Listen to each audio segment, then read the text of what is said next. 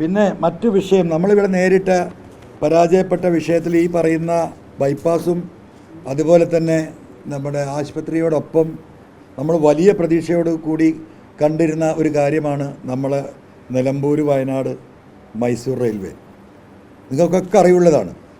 വലിയ രീതിയിൽ ഒരു ഘട്ടത്തിൽ അത് മുന്നോട്ട് പോവുകയും സർവേകൾ നടക്കുകയും ഏറ്റവും വയബിളാണെന്ന് മെട്രോ ശ്രീധരനടക്കം സർട്ടിഫൈ ചെയ്യുകയും ചെയ്ത ഒരു പദ്ധതിയെ ഒരു സുപ്രഭാതത്തിൽ അട്ടിമറിക്കപ്പെട്ടതാണ്.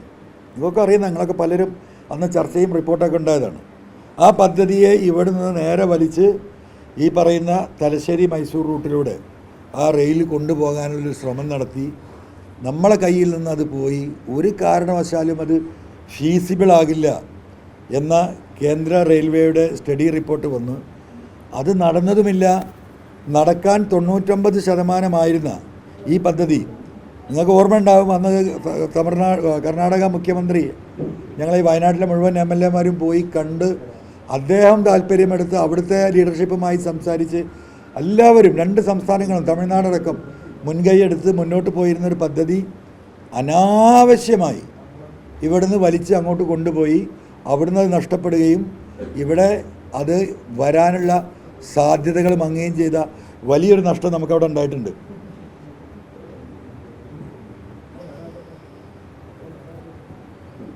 ഇത്രയും കാര്യങ്ങളാണ്. പിന്നെ പ്രധാനമായിട്ടും എനിക്ക് പറയാനുള്ളത്, നമ്മളെ ഇപ്പോൾ ഈ കാര്യമായി സഹായിച്ച ആശുപത്രിയുമായി ബന്ധപ്പെട്ട് നമുക്ക് വലിയ പിന്തുണ നൽകിയ ജില്ലാ പഞ്ചായത്ത്, അതുപോലെ തന്നെ CHCയുമായി ബന്ധപ്പെട്ട് ബ്ലോക്ക് പഞ്ചായത്ത്, അതിൻ്റെ പ്രസിഡന്റുമാരെയും അംഗങ്ങളെയും അവർ നൽകിയ മണ്ഡലത്തിൽ നൽകിയ പിന്തുണക്ക് വലിയ നന്ദി അവരോട് അർപ്പിക്കുകയാണ്. പ്രത്യേകിച്ചും എടുത്തു പറയേണ്ട ഒരു കാര്യം, ഇസ്മായിൽ മൂത്തേട നിങ്ങൾക്കറിയാം, ഈ മണ്ഡലത്തിൻ്റെ ജില്ലാ പഞ്ചായത്ത് പ്രതിനിധി അല്ലെങ്കിലും അദ്ദേഹത്തിൻ്റെ നല്ല നിലയിലുള്ള ഇടപെടലും സഹായവും ഈ ജില്ലാ പഞ്ചായത്തുമായി ബന്ധപ്പെട്ട വിഷയങ്ങളിൽ നമുക്ക് നൽകിയിട്ടുണ്ട്. പ്രത്യേകിച്ച് അവരോട് നന്ദി അറിയിക്കുകയാണ്. പിന്നെ ആരോഗ്യമന്ത്രി നന്നായി വീണ ജോർജ് നമ്മളെ സഹായിച്ചിട്ടുണ്ട്, അവരോട് പ്രത്യേകം നന്ദി അറിയിക്കുകയാണ്. അതുപോലെ തന്നെ നമ്മളെ ഫൈനാൻസ് മിനിസ്റ്റർ ബാലഗോപാൽ, ഇപ്പോഴുള്ള ഫൈനാൻസ് മിനിസ്റ്റർ, അദ്ദേഹത്തോട് കഴിയുന്ന രീതിയിൽ ഫൈനാൻഷ്യലായിട്ട് മണ്ഡലത്തെ അദ്ദേഹം വ്യക്തിപരമായിട്ടും സഹായിച്ചിട്ടുണ്ട്. പിന്നെ നിലവിൽ ഇവിടെ നമുക്കറിയാം, ആശുപത്രിയിൽ അന്ന് മുതലുള്ള doctors, doctor Shinas, doctor Praveena, അതുപോലെ തന്നെ നമ്മുടെ NRSMൻ്റെ ഡിസ്ട്രിക്ട് കോർഡിനേറ്റർ ഡോക്ടർ അനൂപ്, ഇവരുടെ വലിയ ഒരു പിന്തുണ നമ്മുടെ ജില്ലാ ആശുപത്രിയുടെ ഇതുവരെയുള്ള വികസനത്തിന് ഉണ്ടായിട്ടുണ്ട്. അവരോട് പ്രത്യേകം നന്ദി അറിയിക്കുകയാണ്. ഇപ്പോൾ ഈ അവസാനം വന്ന നമ്മുടെ ജില്ലാ കളക്ടർ ശ്രീ വിനോദ്, അദ്ദേഹം നന്നായിട്ട് അപ്പോൾ ഈ വന്ന ഒരു പീരീഡിൽ നമ്മളെ കെട്ടിക്കടഞ്ഞ പല ഫയലുകളിലും നല്ല രീതിയിൽ ഇടപെട്ടുകൊണ്ട് നമ്മളെ സഹായിച്ചിട്ടുണ്ട്. അങ്ങനെ മൊത്തത്തിൽ പലരായിട്ട് പല രീതിയിൽ സഹായിച്ചിട്ടുണ്ട്. ആ ഉദ്യോഗസ്ഥന്മാർ എല്ലാവരോടും ഈ അവസരത്തിൽ നന്ദി പറയുകയാണ്. നിങ്ങൾ നൽകിയ സപ്പോർട്ട് ഈ നാടിൻ്റെ പൊതുവായ നിലമ്പൂരുണ്ടായ വികസനത്തിന് നിങ്ങളുടെയൊക്കെ കൈകളും നിങ്ങളുടെയൊക്കെ പിന്തുണയും ഉണ്ടായിട്ടുണ്ട്. സ്നേഹപൂർവ്വം നിങ്ങളോടുള്ള നന്ദിയും കടപ്പാടും നിങ്ങളോടുള്ള ബാധ്യതയും സമർപ്പിക്കുകയാണ്. നിങ്ങൾക്ക് ഒരിക്കൽ കൂടി നന്ദി അറിയിക്കുകയാണ്. സോറി, കോളേജിൻ്റെ കാര്യം പറയാൻ വിട്ടുപോയതാ. ഇതേ ഒരു സ്ഥിതിവിശേഷമായിരുന്നു കോളേജിൻ്റെ ലാൻഡ് അക്വിസിഷൻ. ആ ലാൻഡ് അക്വിസിഷൻ ഇപ്പോൾ അതിൻ്റെ ഫൈനൽ ഘട്ടത്തിലാണ്. ഈ പറയുന്നത് പോലെ ഈ 2021 1-ാം ഘട്ടത്തിൽ സ്ഥലമെടുപ്പ് പൂർത്തിയായി, ബിൽഡിംഗ് പൂർത്തിയായി, കുട്ടികളെ കോളേജിൽ കയറേണ്ട സമയം കഴിഞ്ഞു. പണം കിഫ്ബി അനുവദിച്ച് 2021 അനുവദിച്ചതാണ്. ഈ പറയുന്നത് പോലെ മറ്റൊരു വലിയ വിഷയം തന്നെയാണത്. എന്താണ് അതിൻ്റെ പിന്നാമ്പുറം എന്ന് ചോദിച്ചാൽ, ഞാൻ ഈ പറഞ്ഞതിൻ്റെ ബാക്കി പത്രം എന്നതിലപ്പുറം എനിക്കതിലൊന്നും പറയാനുള്ള, സത്യത്തിൽ അത് ഒരു ഘട്ടം കഴിയുമ്പോഴാണ് എനിക്ക് അങ്ങനെ ഒരു ഫീലിംഗ് വരുന്നത്. ഈ 2ാമത്തെ ടേമിൽ ഒരു ഘട്ടം കഴിയുമ്പോഴാണ്. അപ്പോൾ സ്വാഭാവികമായിട്ടും ഇവിടുത്തെ എന്താ പറയുക, ലോക്കൽ ലീഡർഷിപ്പുമായി സംസാരിക്കുമ്പം അവരും ചിലരൊക്കെ ആത്മാർത്ഥമായി ഇതിന് പരിശ്രമിച്ചിട്ടുണ്ട്, അതിലൊരു തർക്കമില്ല.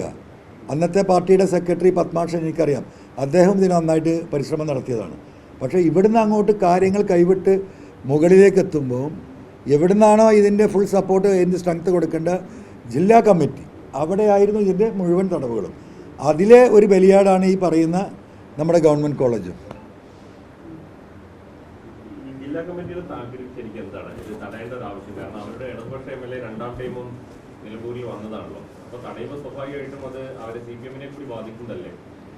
അല്ല, അതിൽ ഞാൻ മനസ്സിലാക്കിയത് കറക്റ്റായ ചോദ്യമാണ് താങ്കൾ ചോദിച്ചത്. എന്തുകൊണ്ടാണ് ഇങ്ങനെ? അങ്ങനെ വരാൻ പാടില്ലല്ലോ. അപ്പോൾ ഇതിൻ്റെയൊക്കെ ഒരു വളർച്ച എനിക്ക് മാത്രമാണ്, പാർട്ടിക്കല്ല ഇതിൻ്റെ വളർച്ച. ഇത് ഒരു വ്യക്തി ഇങ്ങനെ വല്ലാതെ ആളുകളെ ഇൻഫ്ലുവൻസ് ചെയ്യുകയാണ്. അപ്പോൾ എന്താ പറയുക, വീടിൻ്റെ മേലെ ചാഞ്ഞു നിൽക്കുന്ന ഒരു മരമായി ഭാവിയിൽ മാറുമോ എന്നവർ കണക്കൂട്ടിയിട്ടെന്ന് എനിക്കറിയില്ല.